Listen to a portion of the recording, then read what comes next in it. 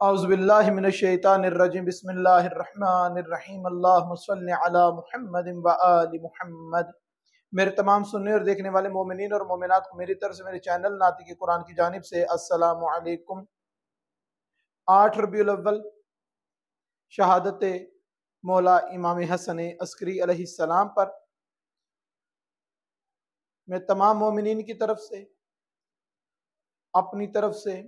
اپنے چینل ادارہ ناطق قرآن کی جانب سے مولا امام زمانہ اجل اللہ تعالی فرج شریف کی بارگاہ میں ہدیہ تعزیت پیش کرتا ہوں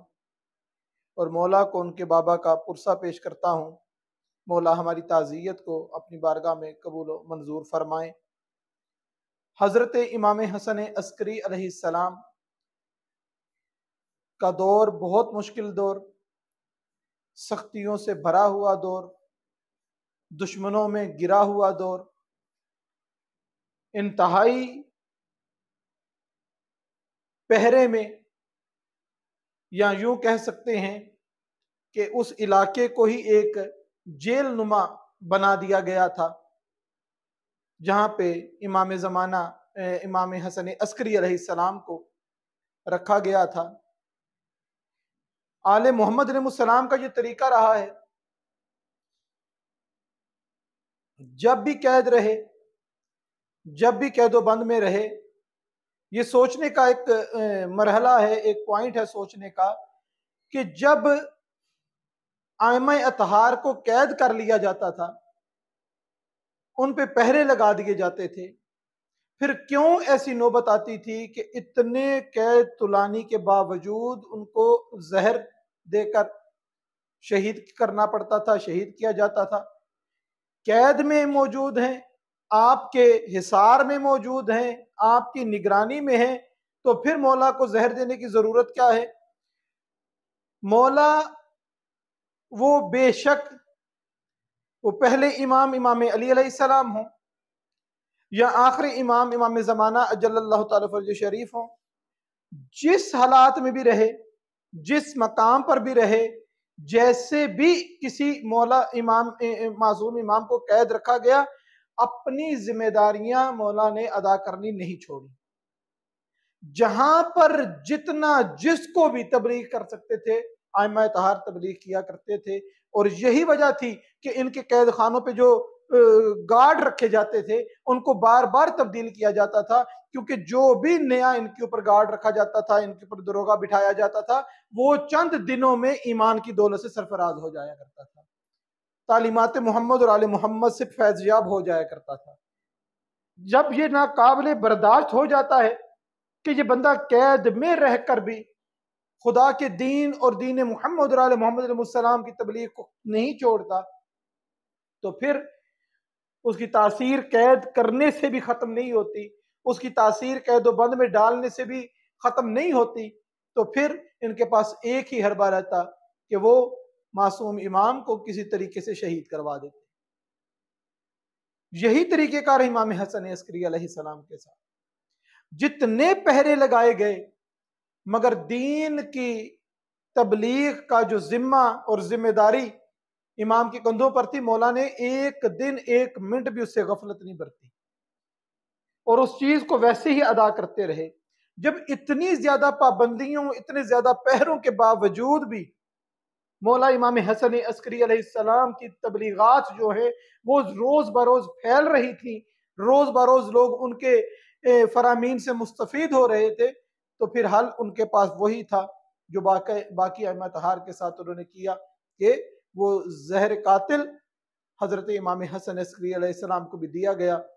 جس سے مولا کی شہادت ہوئی۔ پوری زندگی مولا کی موجز نما ہے۔ ایک واقعہ آپ کی نظر کرتا ہوں،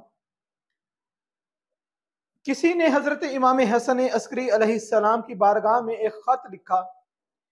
اور خط میں اس نے جو اپنا مسئلہ پوچھا وہ یہ کہتا ہے کہ مولا مجھے بتائیے کہ دعا کیسے مانگیں۔ کتنا بابصیرت قسم کا سوال کرنے والا ہے کہ جو تیری حاجت ہے اٹھا ہاتھ اور دعا مانگ، مگر وہ اپنی جو دعائیں مانگنی ہیں وہ بھی مولا سے پوچھ رہا ہے کہ مولا وہ کیسے مانگیں۔ اور مولا نے یہ جواب نہیں دیا کہ جیسے تیرا دل چاہتا ہے مانگ، جس چیز کی تجھے حاجت ہے مانگ، جو تو چاہتا ہے مانگ۔ مولا نے بتایا کہ دعا مانگنے کا طریقہ کیا ہے، دعا کیسے مانگنی ہے، اور دعا شروع کیسے کرنی ہے، اور دعا میں مانگنا کیا ہے۔ وہ خط جب امام حسن عسکری علیہ السلام کی بارگاہ میں پہنچا تو مولا نے جو اس کو جواب دیا، مولا فرماتے ہیں کہ جب بھی پروردگار سے کوئی دعا مانگو، سب سے پہلے پروردگار کو نام سے پکارو، اس کے کمالات کا اقرار کرو۔ مولا فرماتے ہیں کہ کون کون سے کمال کا اقرار کرو؟ مولا فرماتے ہیں کہ سب سے پہلے کہو اے اللہ، اے سننے والے اللہ، اے دیکھنے والے اللہ، اے دیکھنے والوں کی عزت۔ جی خدا ہر ایک کی عزت ہے، ہر ایک کے لیے باعث عزت ہے، اے دیکھنے والوں کی عزت۔ پھر مولا فرماتے ہیں کہ پروردگار کو پکارو کہ اے پروردگارہ، تو وہ جو حساب میں جلدی کرنے والا ہے، اے پروردگارہ وہ جو تو رحم کرنے والا ہے، اے پروردگارہ تیری ذات وہ کہ جو حاکم ہے۔ حاکم بمعنی ہر چیز پر قادر ہے، ہر چیز کو کرنے والا، ہر چیز کا اختیار رکھنے والا، وہ حاکم۔ پہلے اس طریقے سے پروردگار کو پکارو، پروردگار کو سننے کا بھی اقرار کرو کہ پروردگار سنتا ہے، پروردگار کے دیکھنے کا کہ کیسے دیکھتا ہے، دیکھنے والوں کی عزت پروردگار ہے، جلد حساب کرنے والا پروردگار ہے، رحم کرنے والا پروردگار ہے، اور حاکم میں پروردگارہ تجھے مانتا ہوں۔ اب دعا مانگنا شروع کرو۔ مولا امام حسن عسکری علیہ السلام فرماتے ہیں سب سے پہلے محمد اور آل محمد علیہ السلام پہ صلوات پڑھو، درود پڑھو، اور اس کے بعد صلوات پہلا، دوسرے نمبر پہ کون سی دعا؟ دوسری نمبر پہ دعا مانگو پروردگارہ میرے رزق میں برکت عطا فرما۔ پھر دعا مانگو پروردگارہ میری عمر میں برکت عطا فرما، مجھے طولانی عمر عطا فرما، میری عمر میں برکت اور خیر عطا فرما۔ پھر مولا امام حسن عسکری علیہ السلام ارشاد فرماتے ہیں کہ چوتھے نمبر پہ کون سی دعا؟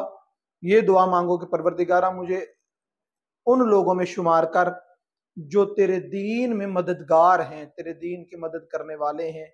پھر پروردگار سے دعا مانگ کہ پروردگارہ مجھ پہ اپنی رحمت کے ساتھ احسان کر، مجھ پہ اپنی رحمت کے ساتھ احسان کر۔ پروردگار سے دعا طلب کریں، اور چھٹے نمبر پہ پروردگار سے یہ دعا طلب کریں کہ پروردگارہ میری جگہ پر کسی اور کو قرار نہ دے، جو مقام، جو منصب، جو عزت، جو توقیر تو نے میرے لیے رکھی ہے، پروردگارہ مجھے اس قابل بنا کہ یہ تمام مقامات جو ہیں میں خود حاصل کروں، میری جگہ پر پروردگارہ کسی اور کو اس مقام پہ قرار نہ دے۔ اس طریقے سے دعا مانگیں گے، پروردگار دعا کو قبول کرے گا۔ قریب ہی جناب امام حسن عسکری علیہ السلام کے بہت جید صحابی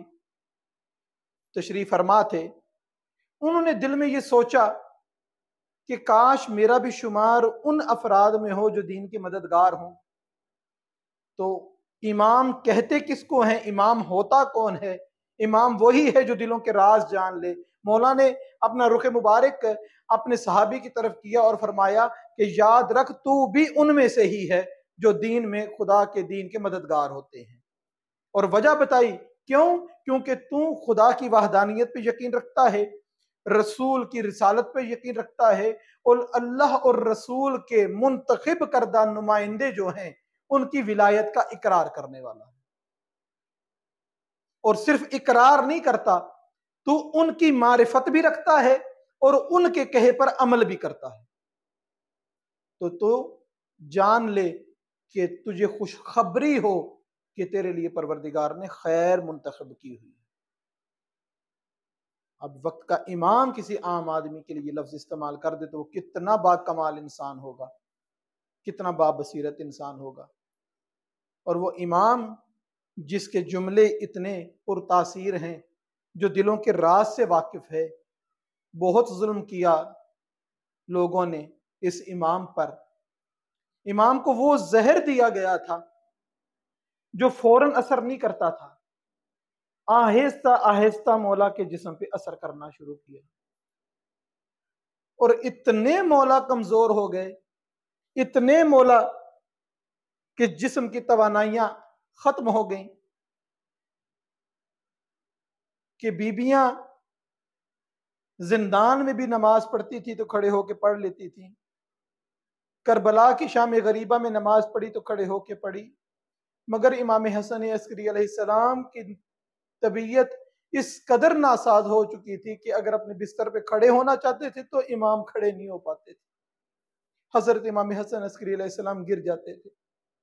زہر نے اثر کیا، روح پرواز کی، غسل و کفن کیا گیا۔ اب چچا جعفر جو ہیں وہ جنازہ پڑھانے کے لیے آگے ہوئے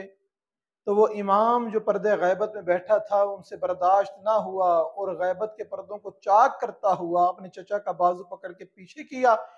اور فرمایا کہ میں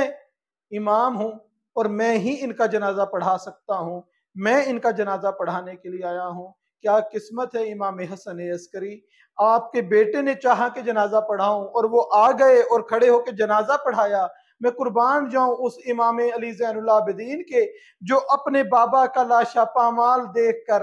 قید و بند میں توک گلے میں تھے، ہاتھوں میں زنجیر اور پیروں میں بیڑیاں تھیں، اور اپنے بابا کا لاشا دیکھ کر اس طریقے کی کیفیت طاری ہوئی کہ جناب زینب فرماتی ہیں کہ مجھے ڈر تھا کہ کہیں زین العابدین کی روح پرواز نہ کر جائے۔ بی بی نے کہا زین العابدین تیرے پہ بڑی ذمہ داریاں ہیں۔ کہا ماں میرے سے بڑا اور کون بد نصیب بیٹا ہوگا کہ جس کے باپ کا لاشا کربلا میں بے گور و کفن پڑا ہو اور وہ نہ غسل دے سکے، نہ کفن دے سکے، نہ جنازہ پڑھ سکے۔ حضرت امام حسن عسکری علیہ السلام ضرور سوچتے ہوں گے کہ میرے جد امام حسین علیہ السلام نے کربلا میں وہ وقت کیسے گزارا ہوگا کہ امام حسین کا نہ کوئی جنازہ پڑھنے والا تھا، نہ کوئی غسل کرنے والا تھا، نہ کوئی دفن کرنے والا تھا۔ اللہ لعنت اللہ علی القوم الظالمین۔ اللہم صلی علی محمد وعلی محمد۔